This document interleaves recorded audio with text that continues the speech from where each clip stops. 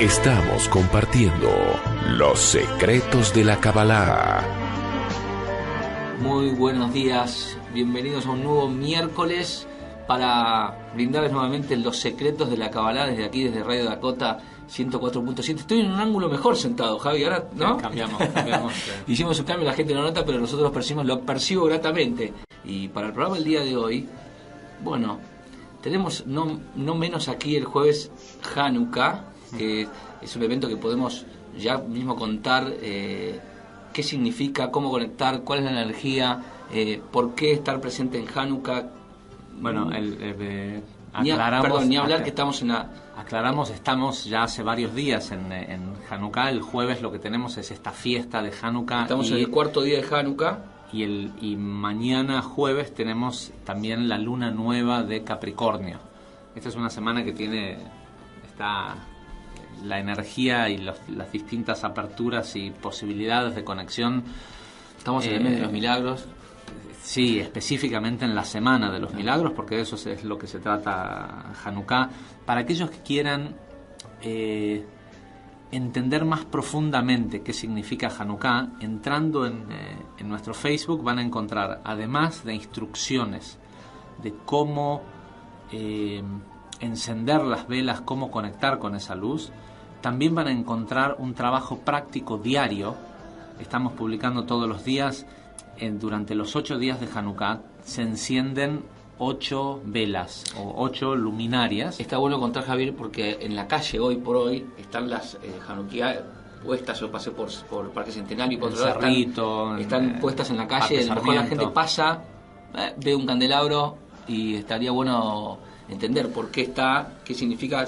Es la manifestación para cualquier persona de que esta particular evento Hanukkah tiene un significado y es importante saberlo.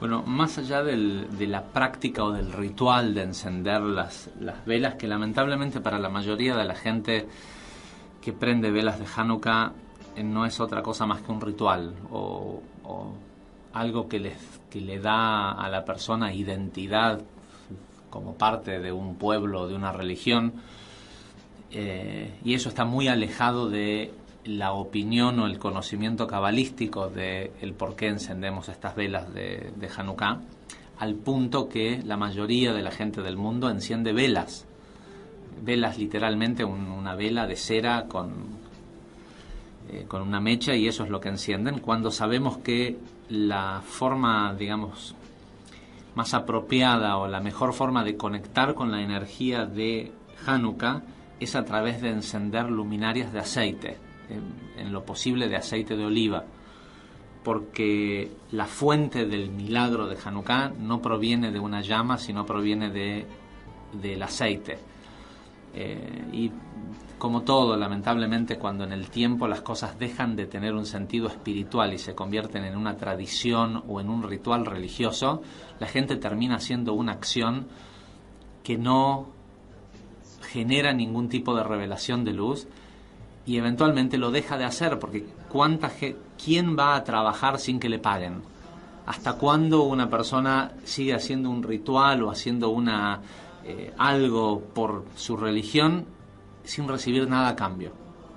Entonces, en el tiempo se ha perdido este método auténtico de encender luminarias de aceite. Nosotros, obviamente, los cabalistas recomiendan que así se haga si es que uno quiere conectar con esa energía de milagro. Si uno solo quiere divertir a los hijos y darles un sustituto a la Navidad judía, pueden entonces pueden incluso hacer esto de encender lamparitas con forma de vela. Exacto, hay mucho, y vos lo sabés, Javier, que tiene la mejor intención, pero es como una costumbre, digamos, en una cultura en donde nos lleva a lo que teníamos que hacer con buenas intenciones, sí. Y que sabemos que el camino al infierno está pavimentado de buenas intenciones, y que lo que hacen es justamente estar practicando, bueno, la tradición, digamos, de alguna manera, y lo que convidamos aquí en Kabbalah es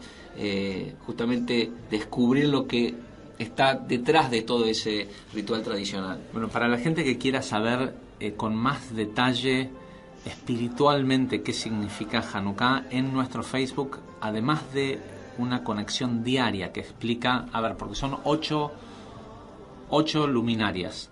Se enciende cada día, por ejemplo, anoche cuando empezó el cuarto día, se encendió una luz nueva, una vela nueva, una mechita nueva hecha con aceite, ¿verdad? Sobre una vasijita, sobre un vasito que contiene ese aceite, y así todos los días se va incrementando la cantidad de velas hasta que llegamos al último día, que se conoce como Zot Hanukkah, donde se encienden las 8 velas juntas.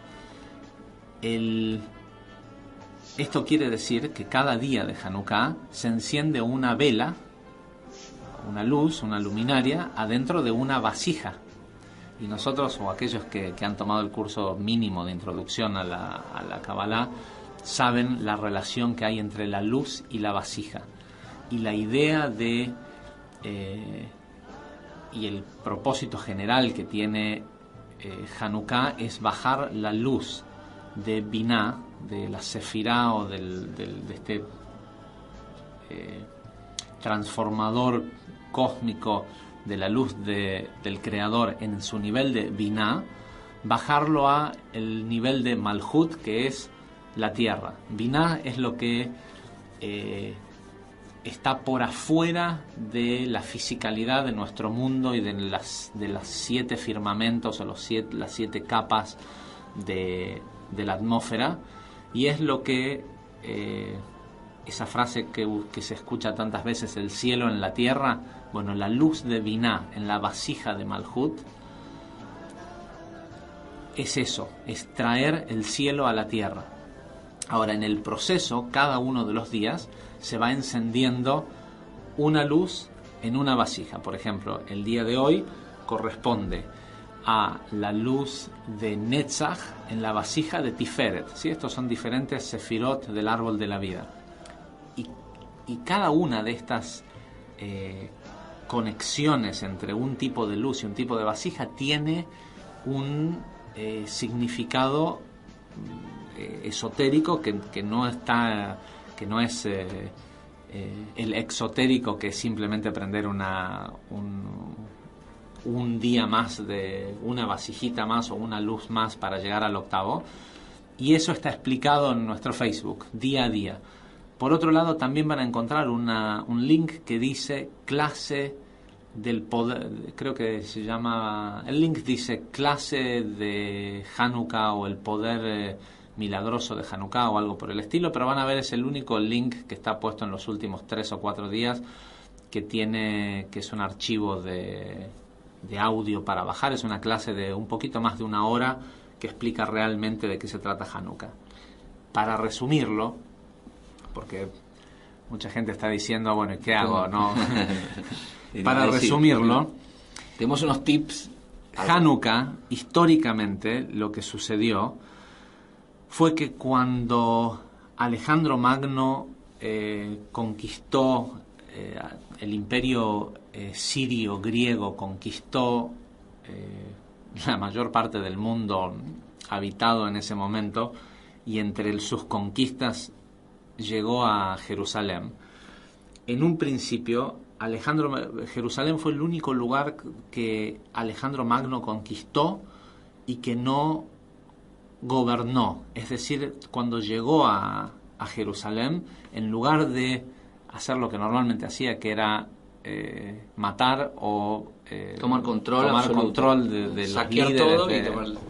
en lugar de hacer lo que generalmente se hacía en esa época, y la historia cuenta que la razón por la cual no lo hizo en Jerusalén es porque Alejandro Magno tenía, cada vez que iba a ir a la batalla, él sabía qué día salir a pelear esa guerra próxima que iba a pelear, si tenía o no un sueño. Cada vez que soñaba que un hombre que estaba con unas túnicas y tenía una barba muy grande se acercaba a él y le daba un beso en la frente, él ese día, o sea, cuando se despertaba esa mañana, sabía que ese era el día para atacar, y así dice que ganaba sus conquistas. Cuando llegaron a Jerusalén y iban a tomar el templo de Jerusalén, cuando el sumo sacerdote salió del templo, cuentan que Alejandro Magno se bajó de su caballo y fue y le besó los pies. Y la gente, su ejército, no entendía porque estaban yendo a conquistar este lugar, no a ir a besarle los pies al líder del lugar. Y Alejandro Magno contó en sus escritos que el hombre con quien él soñaba cada vez que salía a la guerra, cuando lo vio al sumo sacerdote del templo de Jerusalén, se dio cuenta que era la misma persona. Permite que Jerusalén siga teniendo su propio gobierno y que se mantenga el régimen tal como está.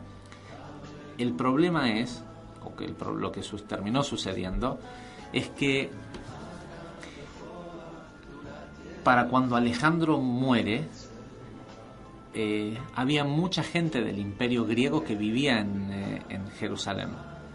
Y la diferencia, y obviamente siempre habían matrimonios y gente, mezclas entre las personas, y lo que empieza a suceder es que, como en Jerusalén era el primer lugar del mundo en donde estaba institucionalizada la educación, y no era la educación de aprender solo a leer y escribir, sino era educación espiritual, se le enseñaba espiritualidad a los niños. Los hijos, la gente que vivía en Jerusalén empieza a tener acceso a la información de la Kabbalah y de la espiritualidad, y cuando empieza esta gente a viajar de vuelta a su tierra natal, que es Grecia, y a esparcer este conocimiento, el regente, en ese momento, no recuerdo ahora quién fue que quedó después de Alejandro en Grecia, se empieza a dar cuenta que Jerusalén es como un cáncer para todo el dominio que ellos tienen, porque representando Grecia el control de la fisicalidad por sobre la espiritualidad, de golpe esta pequeña, ¿cómo era el nombre que les decían los griegos a sátrapas? Esta pequeña aldea que habían conquistado en este lugar en el mundo, empieza a infiltrar conocimientos de espiritualidad que le da poder al pueblo, y deciden destruir el templo, ¿sí? Como ya no estaba más Alejandro, que fue uno de los hijos de Alejandro, decide destruir el templo. Tras la desacración del templo, un pequeño grupo, muy muy pequeño, de sacerdotes organiza un pequeño ejército, una pequeña resistencia, y con un grupo muy muy pequeño de personas logra ganarle una guerra al imperio griego, y expulsan a los griegos y a los sirios, que en ese momento eran los dos imperios más grandes del mundo, los expulsan de Israel. Y luego viene esto de que cuando salen a tratar de restituir el orden en el templo, lo primero que se les ocurre que tienen que hacer es prender el candelabro del templo, que se suponía que tenía que estar encendido eternamente, ¿sí? Es esta famosa concepto de la llama eterna, Ner Tamid. Y se dan cuenta que tienen muy poco aceite, y que el lugar más cercano a donde se puede conseguir este tipo de aceite que ellos utilizan está a 4 días de distancia, es decir, 4 de ida, 4 de vuelta, con lo cual si encienden la menorá ahora, y teniendo aceite solo para un día, la van a encender ahora, y para cuando vuelvan a tener aceite va a estar 7 días apagada. Sin embargo, el sacerdote Matityahu dice, no, uno no debe de postergar la purificación o la consagración de algo. Si hoy se puede hacer, aunque sea con este poquito de aceite, hay que hacerlo. Encienden la menorá con este aceite que solo hubiera durado para un día, y el aceite dura 7 días más hasta que llegan provisiones, y de ahí sale todo este tema del milagro de de las luces de Hanukkah y el aceite, pero en realidad el verdadero milagro que ocurrió en Hanukkah fue que un grupo muy muy pequeño, solo con su conciencia, lograra salir a pelear una guerra. De hecho, cuenta el Midrash que no hubieron bajas. O sea, era un grupo muy pequeño de personas que salió con un cierto nivel de conciencia y conquistó al imperio más grande del mundo en ese momento. ¿Por qué? Porque de lo que se trata Hanukkah, o lo que ocurrió en ese momento, fue una guerra metafísica entre lo que simbolizaba Grecia, que era el imperialismo y el dominio del materialismo por sobre la espiritualidad, contra lo que simbolizaba el templo de Jerusalén, que era un lugar, un canal de espiritualidad para el mundo. Ahora, los Matitiau, estos sacerdotes del templo, ganaron esa batalla. Pero si nosotros nos damos vuelta y miramos el mundo hoy, ellos solo ganaron esa batalla, pero la guerra prácticamente se perdió. Porque la verdadera guerra que hay detrás de la historia de Hanukkah es la del dominio de la espiritualidad por sobre el materialismo. Y cuando uno mira el mundo de hoy, seríamos muy tontos en decir que el milagro de Hanukkah trascendió en el tiempo.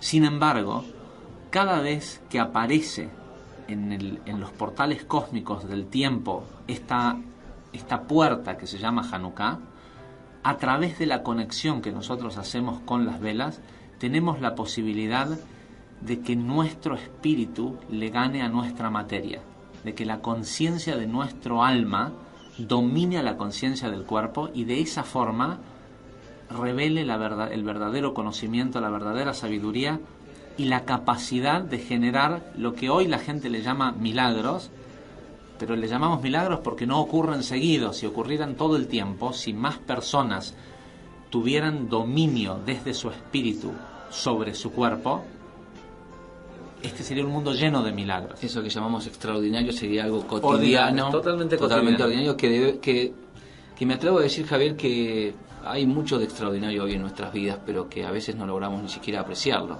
o no logramos poder medir en un plano qué es lo que está sucediendo. Porque medimos desde el cuerpo, medimos desde la conciencia del cuerpo, que es Grecia, no. Digo, Sin embargo, es interesante ver cómo, entendiendo esto, toda la cultura actual mundial proviene de Grecia, y ante este gran cambio que el mundo espera a partir del 21 de diciembre del 2012, este gran cambio encuentra a ese país, a Grecia, y es lamentable por los habitantes de Grecia porque tienen que sufrir esa situación, pero encuentra a esa semilla de caos totalmente debilitada, y son señas o pequeñas señales que tendrían que darnos mucha esperanza, por lo menos a aquellos que estamos involucrados en la espiritualidad y que hacemos de la espiritualidad nuestro día a día. Y cuando digo esto no me refiero a... creo que la mayoría de los oyentes saben que ninguno de nosotros nos dedicamos o nos ganamos la vida a través de la espiritualidad, sino que vivimos de nuestras empresas y de nuestros negocios o trabajos, pero hacemos de la espiritualidad nuestro día a día, es decir, llevamos esa espiritualidad a la empresa, al trabajo, a la vida. Hacer una vida espiritual no significa estar aislado de la vida cotidiana mundana que conocemos. No, solo significa estar aislado del caos de la vida cotidiana. Y transitar lo cotidiano con, como bien decís y expresás, con la espiritualidad, atravesando el día a día en nuestra actividad, cual sea que fuera.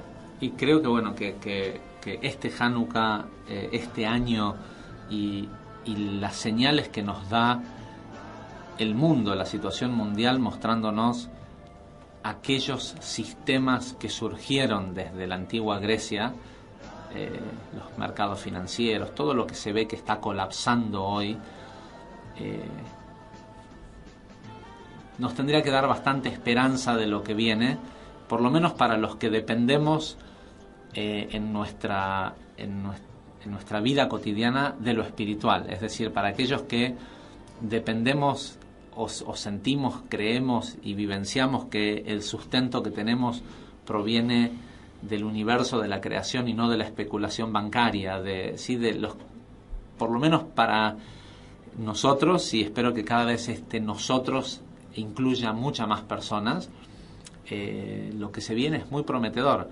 Para aquel que todavía depende de las asociaciones ilícitas, de los conocidos, de las coimas, de los sistemas corruptos del mundo, y yo diría que empiecen a buscar, no les voy a decir que empiecen a buscar la iglesia más cercana, porque tienen pocas chances de tal vez encontrar espiritualidad, pero por lo menos que empiecen a buscar un cambio de trabajo y un cambio de conciencia, porque no va a ser fácil para esta gente el 2013. En el próximo bloque también, Javier, podemos compartir con nuestros oyentes qué tanto de milagro estamos atravesando hoy, si logramos entender que esperamos algo extraordinario, pero que está sucediendo y que depende de que nuestro cambio de conciencia pueda percibirlo. Así que en unos minutos vamos a estar regresando aquí. Así ya regresamos nuevamente aquí a nuestro programa Los Secretos de la Kabbalah, en este miércoles que lo siento lindo, pero lo siento como terminando un ciclo de Los Secretos de la Kabbalah, que vamos a continuar en el que viene, Javier. No te pregunté, pero digo, estamos en el que viene en el aire nuevamente, y el miércoles que viene va a comenzar, para aquellos que se conectan recién ahora con nuestro programa, el curso de iniciación a la Kabbalah, en Los Secretos de la Kabbalah, y van a escuchar los programas continuos durante 8 semanas, y nos vamos a volver a reencontrar luego de que termine esas 8 semanas. Venimos compartiendo con nuestros oyentes Hanukkah, y nos pregunta una persona, un oyente, Ángel de Paternal: no encendí todavía la Hanukkah. Se acaba de enterar, Ángel, que existe Hanukkah y quiere empezar hoy. No se enteró. Él ya sabe, pero despertó hoy su conciencia de: no encendí, ¿qué hago? ¿Puedo? Absolutamente. Y avanzo hasta la... Nunca es tarde mientras que no se haya acabado la apertura. No, lo único es que si ves en las instrucciones vas a ver que hay una tercer bendición o conexión que se hace solo el primer día, y en las instrucciones dice solo decirla el primer día. Ángel, si es la primera vez que vas a aprender o vas a empezar a aprender desde la cuarta vela, no importa. Cuando el primer día que empezás a aprender las velas de Hanukkah, podés decir también esa tercer conexión que es Sheheyanu. Bueno, Ángel, solo esa pequeña anotación, porque cuando vea el papelito de instrucciones o lo que colgamos en Facebook, va a ver que en la primer página de las bendiciones, la tercera bendición dice solo decir el primer día. Es el primer día que uno empieza a aprender. Uh-huh. Ángel, gracias por tu pregunta, porque has respondido a muchas personas que están preguntando exactamente lo mismo, no encendí, etcétera. Así que gracias por tu consulta. Sí, en realidad notaste que Hanukkah comenzó y no hiciste, y tal vez tenés miedo de cómo hacerlo, tenés miedo de equivocarte. La conciencia es igual intentarlo, ¿no? Porque aquellas personas dicen: yo no, al final no leo, no entiendo. Digo, sucede, ¿no? Cuando nos pasa. También puede llegar a suceder que gente que no sabe cómo armar una Hanukkah, ¿sí? Tal vez gente que nos está escuchando, las Hanukkiot se pueden comprar ya armadas, valen 60, 70 pesos, una cosa así, las de los vasitos esas de vidrio para usar con aceite. El lugar que se me ocurre ahora, si tuviera que recomendar a un lugar a donde ir a comprarlas, en la calle Paso, casi esquina San Luis, hay un local que se llama Asofrim, donde las venden. Pero si no, también se pueden armar en tu casa con vasitos. Si tenés 9 vasitos de vidrio chiquitos, hay unas velitas que se consiguen, que son unos pequeños flotantitos, flotantes, ¿se dice? Sí, unos flotadores. Son unas rueditas muy finitas de corcho con aluminio de un lado o plástico, y unas mechitas, y flotan y se ponen en el aceite. cualquier vela que sirva para cualquier vela de aceite o de combustible que sirva con una mecha para encenderse, sirve.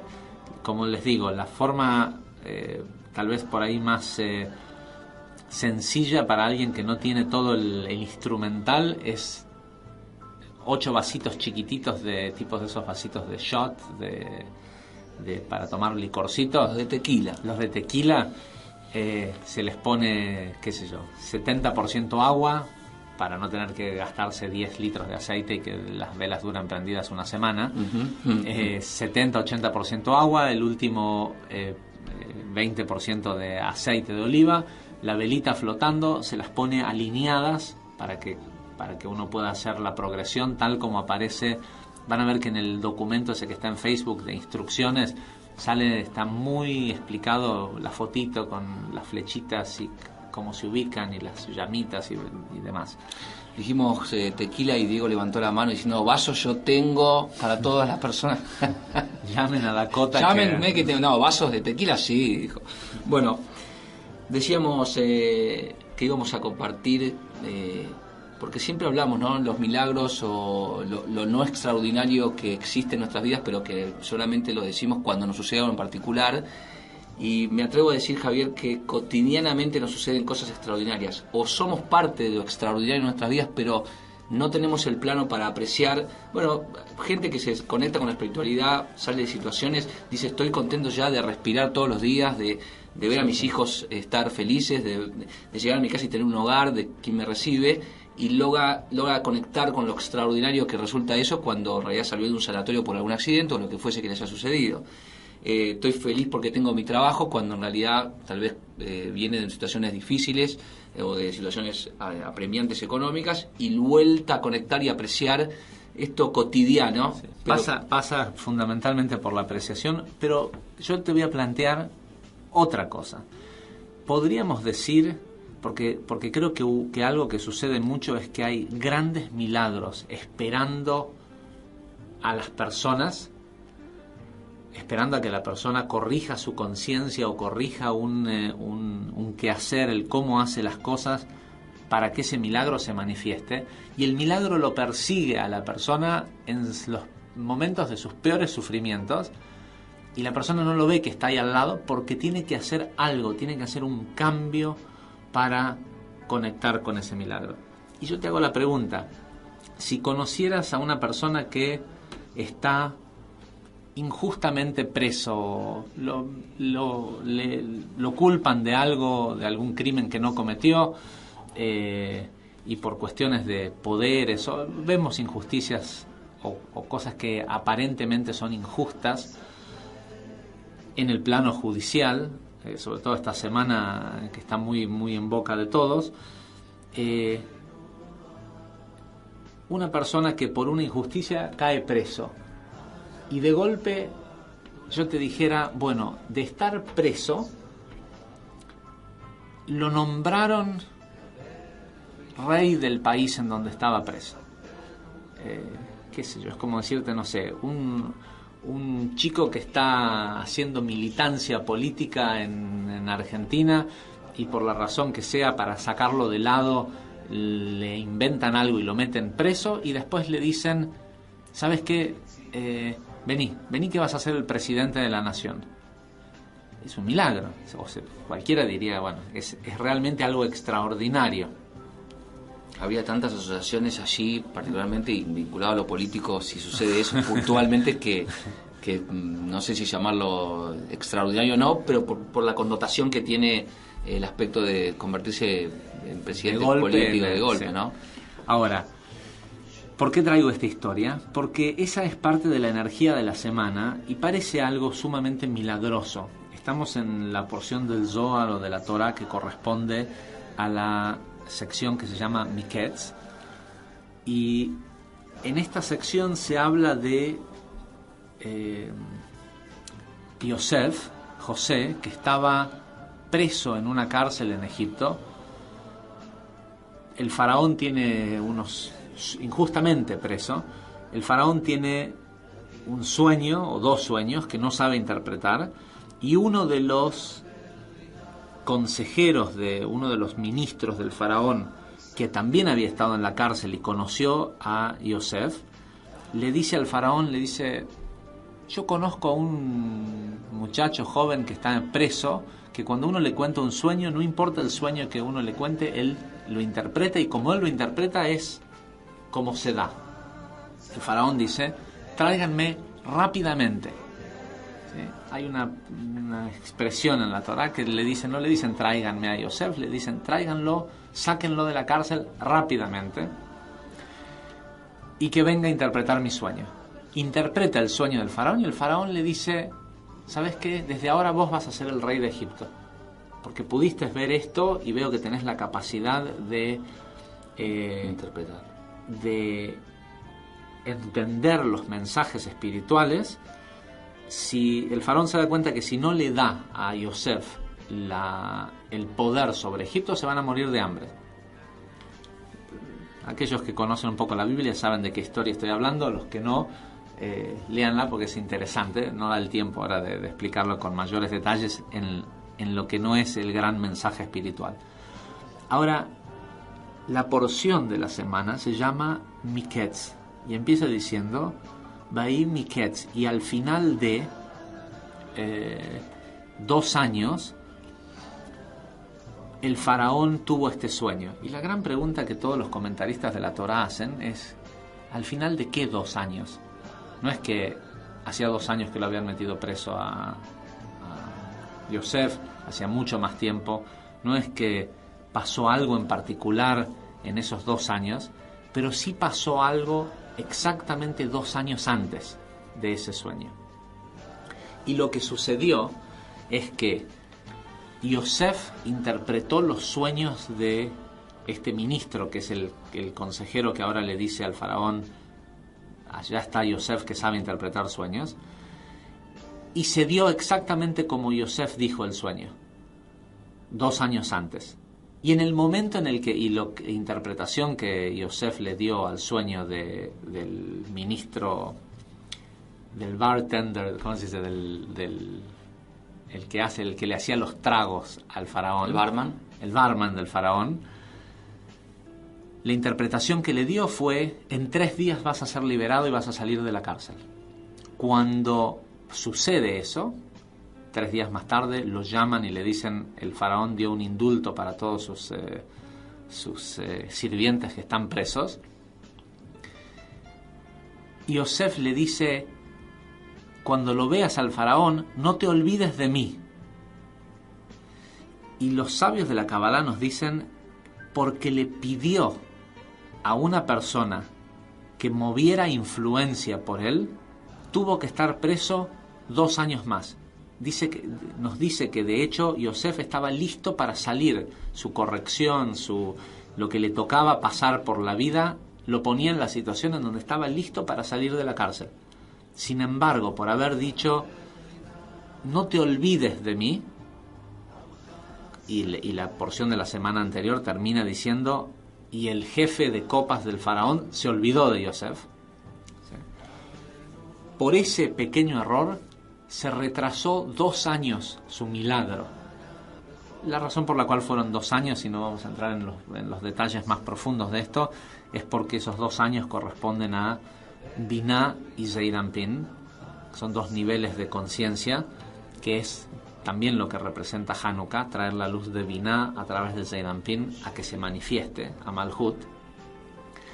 Y la manifestación de ese milagro, el Malhut de ese milagro para Yosef, se demoró 2 años para que él pudiera relacionar en dónde había cometido el error, en que había confiado en otro ser humano y no en la luz, no en el universo, en las leyes perfectas de causa y efecto.